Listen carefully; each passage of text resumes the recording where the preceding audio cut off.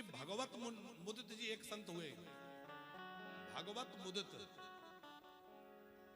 आगरा के पास के रहने वाले थे। इनके पिताजी जो थे वो कुछ बीमार हो गए थे, वृद्ध थे, तो थोड़ा अचेत हो गए।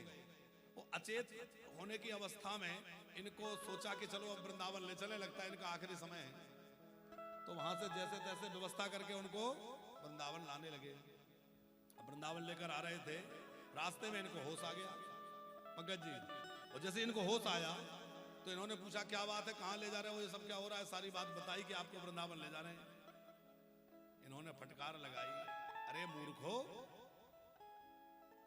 ये बताओ इस मलमूत्र के भांड को वृंदावन क्यों ले जा रहे हो। आप इनका भाव देखिए, जहां बड़े बड़े संत, बड़े बड़े भक्त चाहते हैं कि वृंदावन में शरीर छूटे, बड़े बड़े रसिकों का मन होता है कि हमारा शरीर वृंदावन में छूटे, वहां इन्होंने क्या कहा, अरे मूर्खो, वृंदावन तो हमारे प्रिय प्रियतम का निकुंज है। वहां प्रिय प्रियतम बड़ी सुंदर लीला कर रहे होंगे, वह दिव्य प्रदेश है, वह दिव्य धाम है। और उस दिव्य धाम में इस मलमूत्र के भांड को ले जाके क्यों भटक रहे हो, वहां गंदगी क्यों कर रहे हो। और फिर कहा कि जब ये शरीर जलेगा तो इससे दुर्गंध निकलेगी, और वो दुर्गंध जब निकलेगी तो मेरे प्रिया प्रियतम को पीड़ा होगी, इसलिए मुझे वापस ले चलो और मैं जहां पड़ा हूं वहीं मुझे ठीक है। तो लोगों ने कहा कि फिर आपको धाम की प्राप्ति कैसे होगी। तो इन्होंने रोते रोते विकलता पूर्वक कहा कि बोले जिस हंस को जो प्राप्त करना है वो तो पहले ही मिल जाएगा। माने आत्मा तो भगवान के पास पहुंच ही जाएगी, युगल के चरणों में पहुंच ही जाएगी। इस मलमूत्र के भांड को वृंदावन में क्यों भटक रहे हो। अब ये संतों का भाव है कि अरे अद्भुत।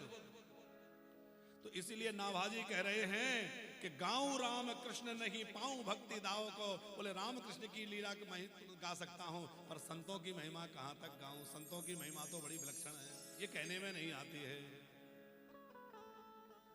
गुरुजी ने कहा कि देखो, जिन संतों की कृपा से तुम्हें ये अवस्था प्राप्त हो गई, वही संत कृपा करेंगे और वही संत तुम्हारे सामने प्रकट हो के तुम्हें सब लीला बतला देंगे, अपने भाव बतला देंगे।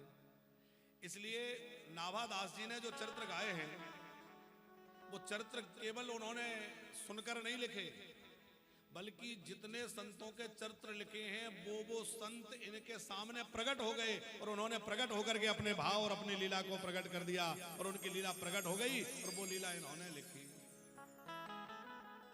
एक संत कह रहे थे भरत जी का चरित्र नहीं है, क्योंकि सतयुग, त्रेता, द्वापर, कलयुग, चारे युगों के भक्तों का चरित्र है, पर इसमें कहीं भी भरत जी का चरित्र नहीं है। भरत जी भी तो इतने बड़े भक्त हैं।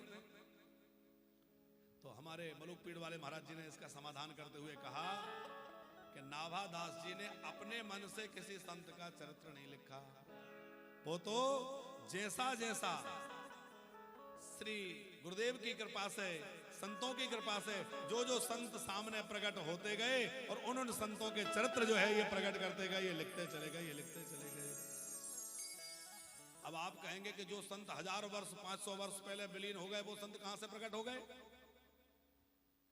संत कहीं जाते नहीं है, संत सदा विराजमान रहते हैं।